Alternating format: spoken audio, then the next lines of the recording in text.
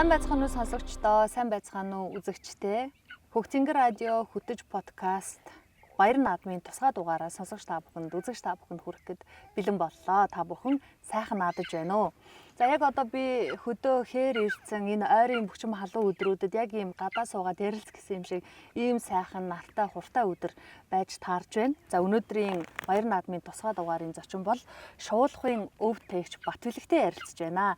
Сайн байна уу та? Сайхан зосч байна уу? Сайн байна уу? Сайхан зосч байна уу? Сайхан зосч байна уу? Сайхан наадаж байна уу? Сайхан наадаж. За та бол зунжингаа ингээл шуунуудтайгаа наадаад зостг юм биш үү?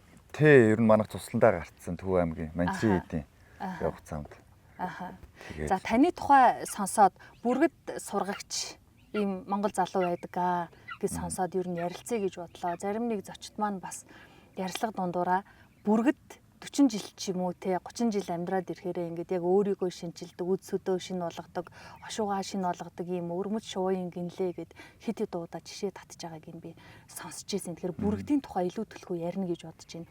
А түүнээс өмнө та энэ бүргэд сургаахын шуулахын ухааныг анх хаанаас хинээс яаж сурсан юм бэ? Өвлөн уламжилж авсан юм уу? Өвөг дээдс байна уу? Эсвэл багш нар байна уу? Ер нь би нэг шуу гаршуулаад одоо нэг 15 жил болж. Эхлээд бол шонхор шуугаар эхлээл. Тэгэл бүргэд рүү орсон. Ягаад гэвэл нөгөө хүн чинь нөгөө нэг илүү их цаашаа сонирхолтой тэгээ хоббигоо хөгжүүлээд явахын тулд том ан хийж те. Тэгж явъя гэж бодоод бүргэдийг гаршуулаад 6 жил. Бусд үед нь бол дандаа шонхор харцаг гэдэг. Харцаг бол ой модонд амьдэрдэг. Шонхор болохоор тал хэрийн бүст. Хурдаараа гэлж тэгж ан хийдэг. Төрөл бүргэд болохоор томдоо бол нөгөө чон барьж идэг. Тэгээд том ууланд ер нь хөвчлэн. Нөгөө байгаль орныхаа нөгөө тогтцоос болоод ер нь том жижиг биеийн хилэмжнээс гарч ирдэг.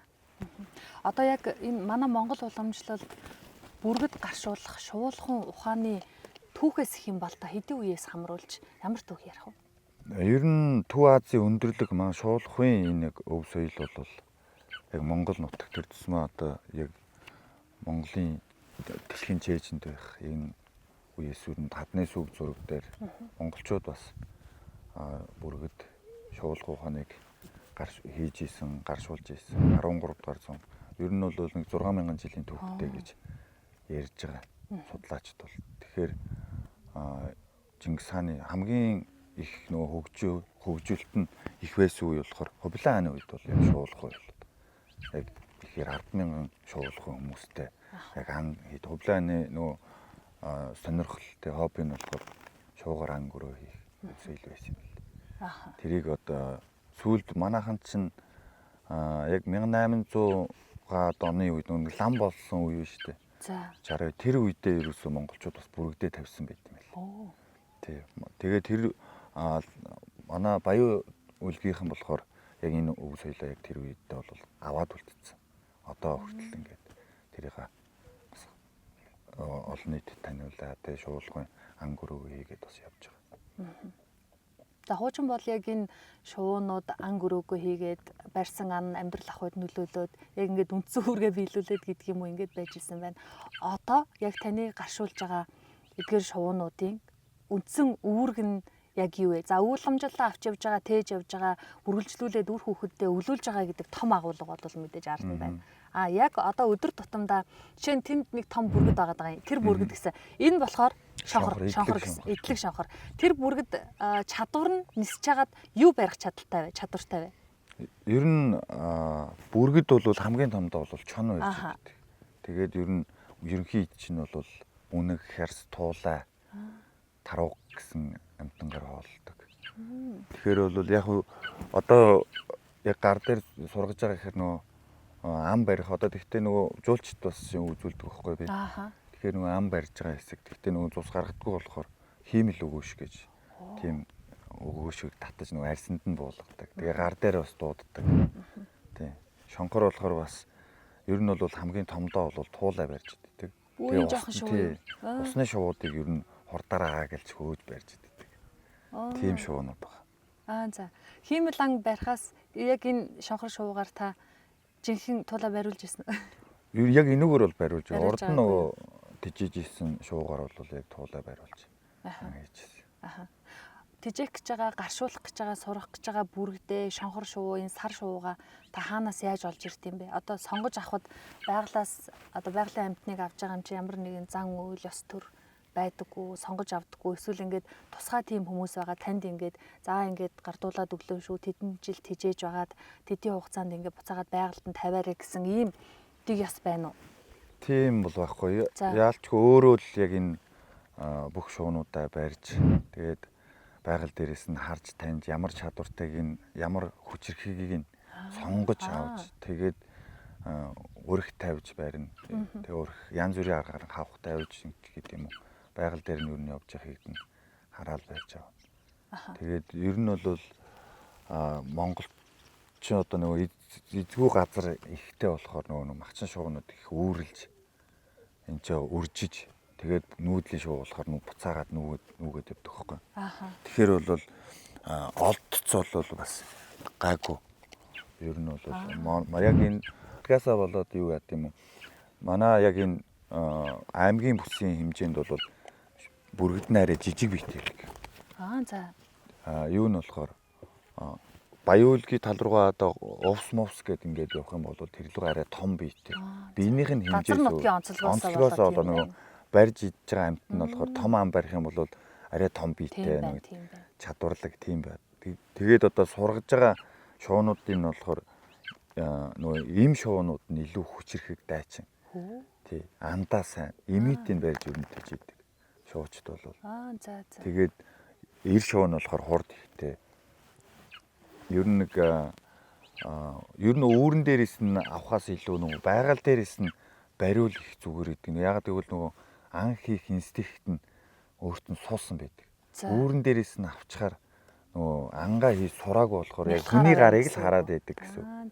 Зүгээр ерөөс нөгөө зэрлэг амт нь нөгөө зүхтаагаад явж яхад нөгөө барьж идэж ерөөсөө мэдхгүйгээр юм мэдхгүй байх гэсэн үг шүү дээ. Тэгэхээр байгаль дээр 1 жил юм уу 2 жил амьдраад ан хийгээс сурсан үед нь барьж тижих юм бол илүү нөгөө тэр ангийн ашиг инстинктийн ашиглын өөртөө ашиглаж ийж тэрийг нь яг нэг 4-5 жил гар дээрээ суулгаж тижигээд ашиглаж байгаа. Тэгээ буцаагаад байгальд нь буцаагаад тавина гэсэн.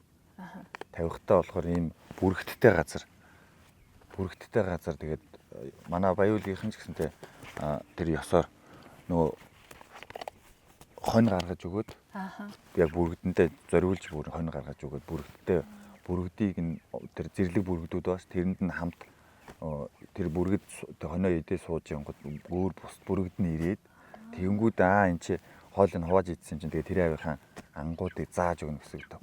Эргүүлээд нөгөө байгальдаа уусахын тулд. Тэгээд буцаад байгальдаа уусдаг гэсэн. Бүрэгдээ явдаг.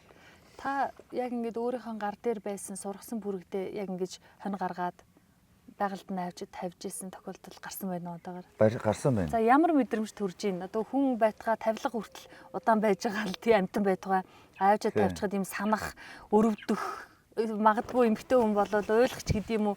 Ийм сэтгэл зүйн мэдрэмж төрмөр юм шиг санагдаж танд яаж эвгүй мэдрэмж үүдэн шүү дээ. Санах тэр бүрэгдээ яаж хэдэн жил нөхөрлөж байдаг гэдэг шиг. Би нэг 3 жил болгоод яг тавьж ирсэн нэг бүрэгдээ. Бүр яг Эрдэнэ сумын тэмч. Бүрэгдээ тавьсан. Тэгэл яалчгүй би нэг гадагшаа бас нэг кинонд явах гээд. Тэгээд би тавиад явж ирсэн. Тэгэл буцаагаад байгальдаа ууссан ба. Нөгөө яг нөгөө бүрэн бүтэн байдлын яг тарган туранхай те нөгөө тамир тэнхээтэй байж тавихгүй бас болдгоо. Тэрийг нэг гүйцэлдүүлж байгаа тэгээд тавьдаг. Тэгээд буцаж ирэх гээд байна уу? Ер нь байгаль зэрлэг байгалийн амтан бол байгаль руугаа л уусаал буцаж ирнэ гэсэн тохиолдол байхгүй гэсэн. За тэгэл яваад өгч юм тий. Ер нь тэгэл шууч чинь шуугаа алдах гэдэг л хамгийн нэг сэтгэл зүйн их хүнд юу авдаг. Тэгэхээр шуугаа амар сургаж байгаа л тэгэл сул тавил уяагийн сул тавил яангууд яваад өгнө бүр. Одоо энэ шонхор шувуу уяатай байна. Нүдэндээ бас хаалттай. Ингээд уяагийн тавьжуулаа яваал эргэж ирэхгүй юу? Та энэ шувуу хэдэн жил тижэж байгаа вэ? Хүрүүлэх болох уу? Болно. Энэ шувуу энэ жилийн өөрнөөс нөгөө өөр нөгөө хотын нөгөө нэг юм өдөөний юун дээр нэг өөр сонгийн модон дээр үүр засчихдаг байхгүй юу? Тэнгүү нөгөө нэг цахилгаанч чинь өөрийн нөгөө буулга авчдаг нөө төмөр утсаар үрдсчих болгоно. Галын аюултай тогны маслах юутэй гэдэг зарим үед ингээ буулга авчдаг. Тэрнээс унсан юу бүр жижигээс над ирсэн. Тэгээд одоо энийг чи байгальд нь сургаж одоо нэг одоо л нийцээд одоо манай охин сургадаг. Манай дүүгийн хүү гэж мөнхөд тэгээд тэр хүү бас энэ хоёр нэг нэгээр нь би одоо бүрэг дээр арайад том биетэй бүрэгдийн. Тэгээд бид чи яг энэ шуулгыг суралцах бас хойж үдэ өвлүүлэх гээл хүүхдүүдэд зааж өгөх. Тэгээд явчих. Хөдөө өний хүүхдүүд нэг хөөрхөн хэвлүүхэн хэрсүү нэг хөөрхөн болцсон байдаг штеп. Хотоос ирж байгаа зүгээр монгол хүүхдүүд яг энэ бүргэд шонхор сар гэдэг шуунуудаа харьцахтаа харахтаа хүрэхтээ ер нь яаж ийн ямар юм ялгаа харагдаж байна танд? Оо гэл ер нь бол тий. Тэгэхээр монголчууд яг нэм л шуу амтан тайртай юм уу юм цуснд нь байдаг болохоор тэгээд айгүй тийм зөнгөөрөө ер мэдчихдэг шүү дээ. Ингээ гар дээр нь суулгаж яах хийх ингээл гадныхан хүмүүс чинь заримдаа бол тас байдаг ш. Ерөөсөө айдас юу хойдон юм мэдрэгдээд байсан гэж ойртохгүй. Одоо энэ нүдэн болттой байгаа шуунууд таныг таниад байна уу? Тэр шуу бол байндаа ирээд таниад байгаа юм шиг байгаад байна. Харж таних уу? Үнрээр нь ч юм уу? Таны одоо дуу хоолойгоор таниад байна уу? Энэ шуун сая хүрсэн чинь ингээл чочоол айгу намайг бол гадны хүн байна гэж мэдээлэх шүү байна. Тэгээ ер нь бол аваач ажилладаг. Тэгээ дуу хоолой ер нь гэхдээ нэг дуу хоолой сонсоод одоо ингээд одоо тэр бүргэд миний дууг ингээд яриггүйд орилоод байгаа юм дотор. За. Ер нь дуу хоолойгоор мэдэрдэг. Сахилахгүй шуу байна. Тий, тэгээд юу шүүгэл бас сайн мэддэг. Яг сургахтаа л нөгөө ял юугаар нь сурах уу гэдэг мөхөд өмнөх үнийг. Та энэ шуунуудаа хиймэл ам бариулдаг гэсэн шүү дээ. Тэгээд энэ олсын тайлаад андаа явуулах бах ам барих гэж байгаа цаашаа яваад алга болчихгүй юу? Гайгүй. Ер нь бол явсан тохиолдол бол байгаа. За. Тэгэхэд бүр тэр чигээрээ ингээд явцдаг. Тэрнийг сайн сургаж нөгөө эхлээд уяа муяатай ингээд метрээр холдож байгаа. Тэгээд итгэлзлээ олсон үедээ тэгээд яг суув тавьдаг байхгүй. Ер нь бол тэгээд шуугаа алдах мэдрэмж юм уухай. Тэгээд ер нь бол сэтгэл зүйд. Тэгээд гой сурж байгаа тэгээд бүр салхи малхитай үед чинь нисэхээр заримдаа нэг салхин цохиулаад ингээд бүк гэд нисээд бүр хэд уул даваад ч юм явуулчихараа бас хэрэгжихгүй байх уу. Одоо таны яг тижээж байгаа энэ шуунуудаас тэнд бол нэг бүргэд байна. 2 шонхор 1 сар ингээ харагдаж байгаа нь өөр 2 3 бүргэд зэрэг сургаад зэрэг ингээд байлгана гэж байдаг юм уу? Эсвэл нэг бүрэгдээ тижээгээд гаршуулаад за энэ бүрэгдийн маань хийх ажил боллоо доо гэж тавьж явуулаад дараагийнх нь авчирдаг юм уу? Яадаг юм бол? Ер нь би бол дээдл нь 3 бүрэгдтэй ч юм уу байгаад байгаа. За. Нөгөө нэг яг тэр тэмцээн уралдаанд оруулдаг бүрэгд бас тустай байх, ан хийх. Тэгээд нөгөө зарим хүмүүс нөгөө зураг авахулах гэдэг энэ ялгаж өгөхгүй бол бас бүгднгийн нэг бүрэг дээр хийн гэхээр бас болохгүй. Тэгээд зангийн хувьд бол яг байгаль дээр байгаа юм шиг тийм бас характертай байхгүй бол их бүр ингээ хүн дасаа өөр юм юу болчих юм бол нөгөө ангийн нөгөө хүчрхэг тэр ангийн инстинкт нь байхгүй болчихдог болохоор. Ер нь бол тийм ааштай тийм тэгж таживэл бас зүгээр яхана. Тэмцээнд оруулна гэдэг байна. Тэмцээнд оруулахад хаана ямар тэмцээнүүд болдгийг. Тэмцээнд ордог бүрэгдүүдийн чадварууд нь юу хийдэг чадвартай байх уу?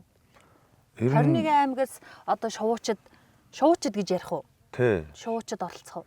Гэхдээ ер нь одоо манай баян үлгэдэл ер нь бол бүрэгдчихэд байгаа шүү дээ. За. Нэг 120 хүн л оролцдгийг яг том тэмцээн нэг 10 сард болдог. Тэрэнд 120 бүрэгд чинь л яг тэр шуунуудынхаа хурдыг одоо энэ оноотой юм байдаг байхгүй юу? За. 6 оноо, 8 оноо, 10 оноо гэсэн юм тойрог байдаг. Тэрэн дотор нөгөө нэг дуудна гэсэн үг. Уулан дээрээс одоо тэр нэг 400-500 метрээс дууддаг шуунууд. Ингээд дуулгыг авлаа. Тэгээд яг нөгөө нэг станцаар тэнцэнс яг секундын дарна.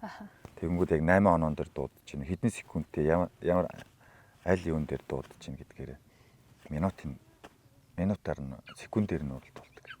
За. Шуучин болгоны дуудах арга адилхан байх уу? Тусдаа шууныхаа таньдаг аргаар дууддаг юм уу?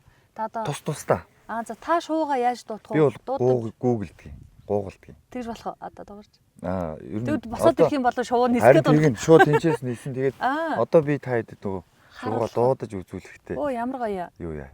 Дуудаж үзүүл. Би өөрөө яг энэ авиагаад таниулж байгаа юм л да. Яагаад гэвэл гуугал би хурдан мөр их хүн түгээсэн. Тэгээд 6 жил хурдмаар унжсэн бага багтаа. Тэгээд тэр гууглахтай ямар учиртай юм болоо гэдсэн. Би одоо ингээ шууд дуудах шууны дуудлага байна штэ гэж би бодсон. Энэ хурдан тавхаараа шуу шиг нисэрэ гэдэг ч юм уу те. Тэгж бодоод би гуугалдаг. Гүү гэд дуудахаар. Юу наашаа нисчих үнэ. Дахад хараад ирсэн хараа бүр яг чигээрээ харж ин тэр бүргэд яг чигээрээ харж бодоод би гуугалдаг. Манай казакууд болохоор нэг К гэж орилдог байхгүй. Тэгээд дуудлагууд нь өөр, хүн хүний дуудлагууд нь өөр. Зарим нь бол шүүгэл мөглөө. Баяуулгаас гадна энэ тэмцээнд оролцож байгаа өөр аймагуудаас танаас өөр хүмүүс байна уу? Яг Баяуулгаас өөр юм байхгүй. Ер нь халах хүн би л одоо хотод тэмцээнд. Тэгээс сүүлийн 5 жил оролцож байна. Тэгээ ер нь Киргиз, Казахстанд бол байнгын бас тэмцээнүүд болдог. Сая олон улсын тэмцээн бас манай нөгөө хотын нэг Жаргалантын амд гэдэг Чингис хааны хүрээ гэдэг шүү дээ. Тэрэн дээр жил болгоно нөгөө бүрд тэмцээн болдог. Тэгээ энэ жилийнх дээр бас нэг 2 Казахстан, Киргизстан улсууд олон улсын хэмжээний бас тэмцээн болсон. Одоо ингээ харж байхад гадна дотноос ирсэн хүмүүст таны яг гаршуулсан, сургасан бүрэгдийн чадвар ер нь аль хавцаа байна? Та тэмцээнд оролцож исэн байраасаа сонирхолвол амжилтаасаа дуртвал.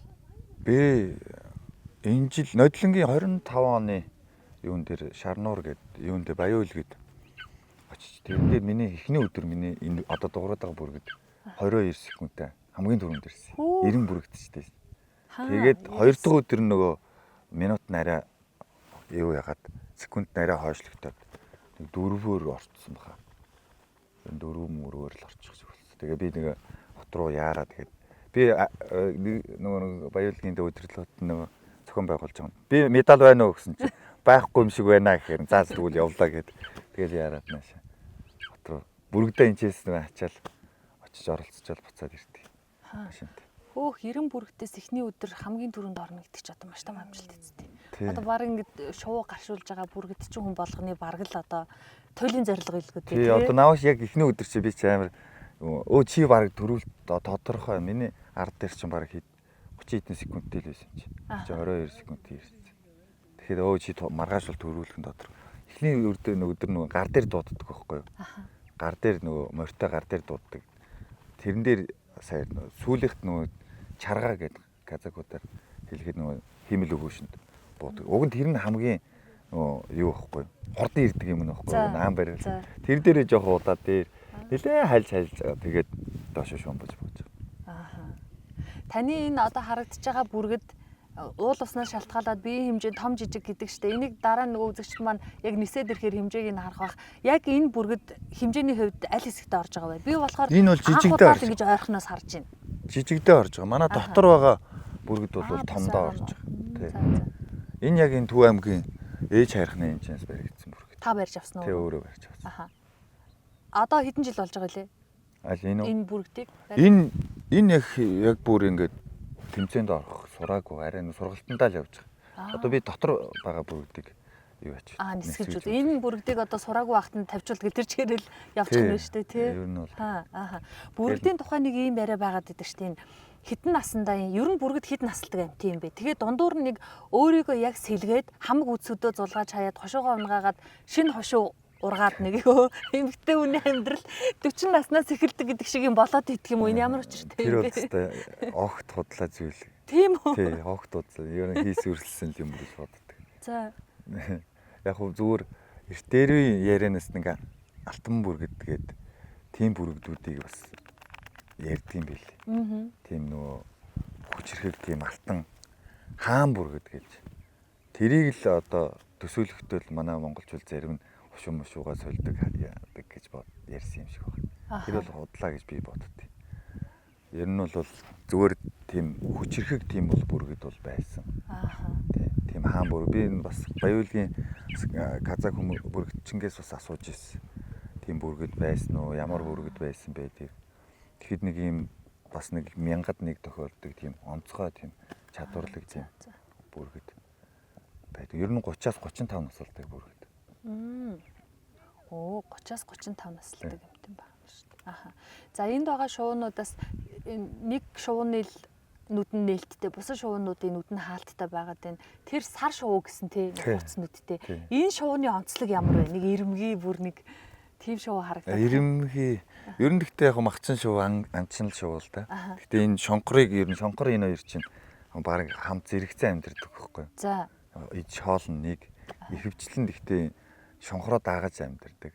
Шонхор нөгөө нэг бас эрхэмсэг тийм ангийн нөгөө нэг юуг жоохон хоол моол нь хөрчих юм бол хаяа явчихдаг. Тэгээ нөгөө хаясан хоолыг бас сармар түүж идээд яа. Энэ хоёр чинь ингээд байгаль дээрээ бүр ингээд яг найз уучиг явдаг хоёр шүү. Энэ тэгвэл хат маань нөхөр бахна. Энэ нүдийн ингээ боогод идэх учир юу юм бол унт шүн ч юм уу нүдийнх нь боолтыг авах уу? Ер нь аавн. Гэхдээ энэ нөгөө сургалтын арга хэлбэр тэгээд нөгөө тайван стрессгүй байхын тулд ингээд бас юу ячдаг. Нүдэн хаалт хэрэгэлдэг. Аха.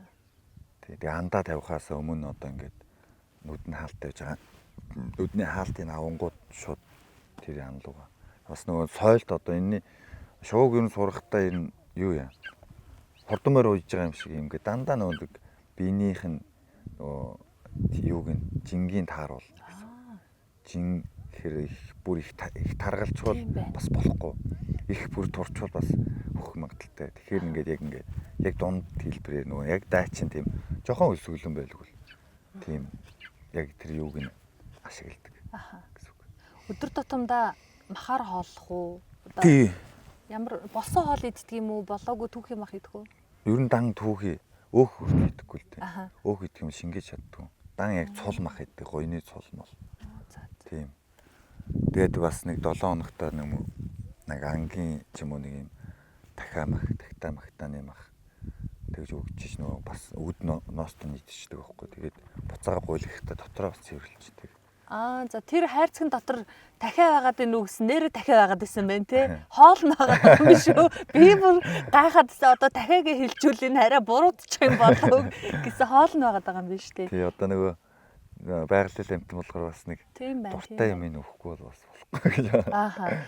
За амтан болгоны эмч байна штэ одоо муур нохоо одоо малын эмчнэр гээл байж гин энэ бүрэгдүүд ч одоо амтай амтын эмч нь өвдөх тохиолдол байдаггүй хөнгөн өвдөөд тэр нь идгэн эсвэл ингээд маш харамсалтайгаар хүнд өвчин тусах мусах гэд ийм бэрхшээлүүд байх уу? Энэ л хамгийн бас асуудалтай байгаа юм. За. Тэгэхээр ерөөсөө Монголд ерөөсөө шууны эмч гэж өстой нэг ч байхгүй. Яг махчин шууны яг энэ төрлөөр. Зүгээр муур нохооны эмчнэр байдаг шүү дээ.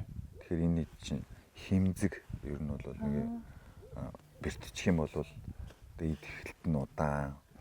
Тэгээд энэ нөгөө кальц тэр юунуудын витаминуудаа бас идчихгүй бол бас нөгөө янз бүрийн бас гажиг үүснэ. Ер нь нөгөө байгаль дээр дандаа нөгөө идэж нь болохоор тийм хулган те ийм зэргийг үүдж байгаа бүр гоё байдаг. Тэрийг нь бас байнга өгөхгүй ингээд цэвэр махаар ингээд тийжгээд гахаар юу ятг. Бас өвчин дуусгах те. Клазм хоолон моолонд нэг эдэм тийм өвчнүүд бас гарч ирдэг. Одоо гадны араб улсууд чи яг тэр бүр зориулсан тийм эмнэлэгтэй мангар том эмнэлэг гэдэг. Тэрэн дээр очиж л Монголоос одоо хүмүүс очиж суралцаад шууны эмчтэй болчихвол их баярлалаа гэж бодод. Та ч одоо баг шууны эмч ах болж байгаа юм шиг. Одоо тэгээд судлаад одоо энэ эмчилгээний тулд нэг өхүүлчихгүй тул тэгэл бүхэл арга. Одоо нэг зор юу гэдэг лээ. Тэр жор мэдхгүй эмчээс зовлон үүдсэн чавганц дээр гэдэг шүү дээ. Тэр шиг л тэгэл яаж идэв шүү дээ. Өөрөө л аргалах гад. Бүргэд одоо ингээд гэрте байж хахад тижээгээ байж хахад хамгийн эмзэг эрэхтэн нь хамгийн эмзэг хэсэг нь аль вэ? Одоо ингээд л нэг адуун баланд ч юм уу ер нь энэ тэнд очихоор нь тэнд нь бити хүрээрээ энд нь бити хүрээрээ гэж ойр орхон сануулаад идэг штэ. Бүргдийг одоо хаана хурж болохгүй гэж хайрлж гамнах уу? Ер нь далавч сүүлнүүдийн л нөгөө гимтэйчгүй нэг дахирдсан юм шиг болчих штэ. Ер нь уурч муурчвал тэгэл нисэх чадвар нь алдна. Тэгээд аюултай зүйл нь хамс саруугаараа бааздаг нэвт баазна. Бүргэд бол тэр зүсмэ гар марыг бол нэвт баазна. Ер нь бүтэн байлгахгүй бол тэгээ нөгөө орчны нарийн гоё томхон тэгээд нисч мэсгэхэд арай чөлөөтэй тэгэж жижиг яг ингээд нисгэд далавчны юмд тулаад ах юм бол далавч нь хуурчгаараа. Тэгээ сүүл ер нь бол хугарсан юм чи одоо ингээд нааж маагаад л ингээд бас өөр шууны өдмөдөр бас ингээд яачих бас. Та тийм тохиолдлоосоо яриач шуугаа эмчилсэн ээ. Одоо ямар юм өгдгийг шууны юм гэж одоо тустай байхгүй л яг манад тий. Яг эмчилсэн юмуд байна. Ер нь бол тэгээ нэг шарах сорив бол гайгүй идэг ч тий. За. Ер нь бүр тэр цаад нөгөө угийн өвчнгүүд гэж бас юу гэдэг нөө дотроосоо тийм витамины дутагдал ч юм уу тий энэ юуны дутагдлынх чинь жоохон ингээд татал маталт өгөх ч юм уу тиймэрхүү юмуд бас байгаад идэг. Амтэн ч одоо тэр тусмаа шувууч эцүү юм дээ энэ үзүүдэн дотроо доороо юу болж байгааг нь мэддэхгүй л харагдах юм байна да. За баярлалаа танд. Яг энэ шуулах ухаан, бүргэд, ан агнуур гэдэг яг ямар юм байдгийг бол юу ярих бол гэж бас сонирхож байсан. Та тэгэхээр яг Хөгцөнгөр радиогийн Хөтөж подкастын сонсогчтой яг баяр наадмын эдгээр өдрүүдэд уулзж байгаа бит хоёрын яриа явж байгаа учраас Монгол түмэндээ их сайхан баяр наадмын мэдчилгээ дамжуулж болно. За бас дээрээс нь бүргэдтэй, шуулах ухаантай холбоотой те бидний мэдхгүй эсвэл энийг л нэг одоо манайхан мэдчихвэл зүгээр дээ гэсэн тийм агуулга бас хэлж болно. Одоо тэгээд бидний яг энэ шуулах ухаан бол одоо Монголч нэг 17-8 өв ЮНЕСКОд бүртгэлтэй байд. Тэрний нэгэнд нь шуулах ухаан, шуулах өв соёл ордыг. Яаралтай хамгаалах өв соёлын нэгэнд нь бүр.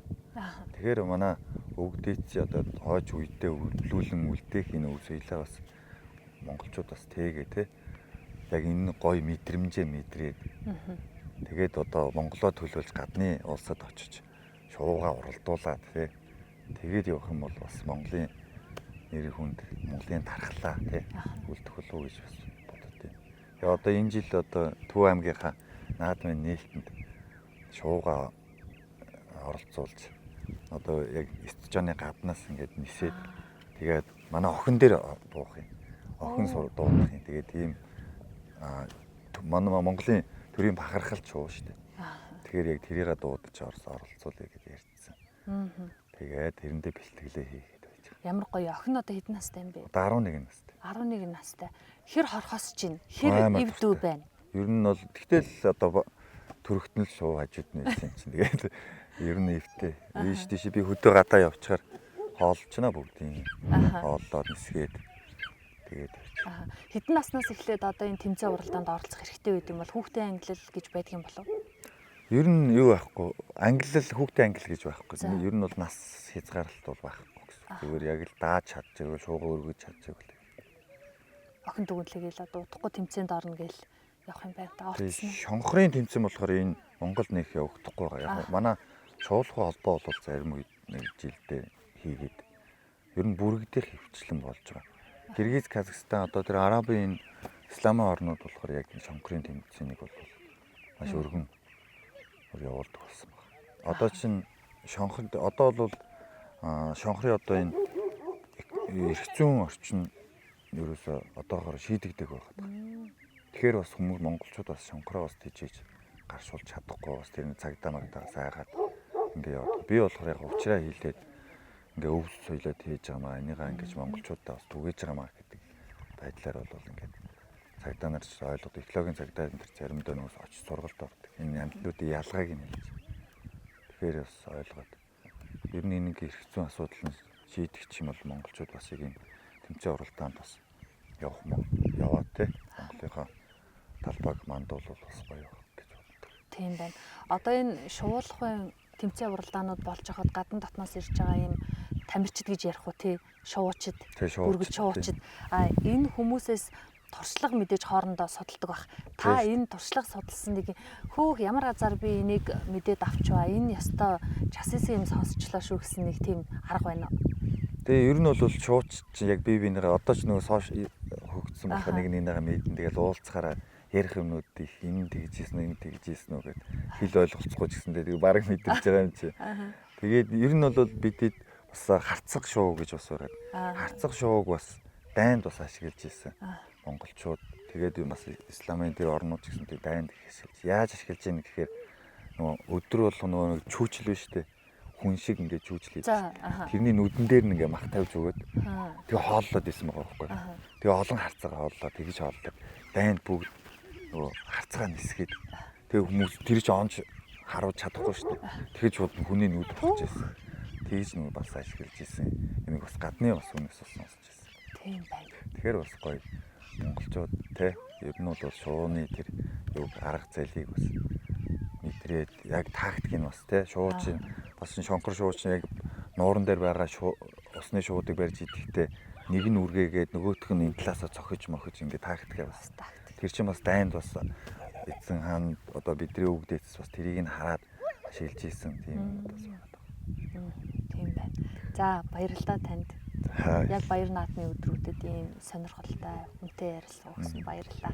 Сайхан наадаарай. Одоо тэгээд бүрэгдээ дуудаж үзүүлнэ. Тэгээд шонхороо бас яг шонхор охин дээр очин тий. Энэ бас их гоё сонирхолтой байна. Тэгэхээр сонсогчдаа үзэгчдээ Хөгцөнгөр радио хөтөж подкаст баяр наадмын тусгай дугаараа сонсогч та бүхэнд хүргэж байна. За энэ удаагийн тусгай дугаарын зочин бол Шувуулхын өв тээгч Батбэлэг байлаа.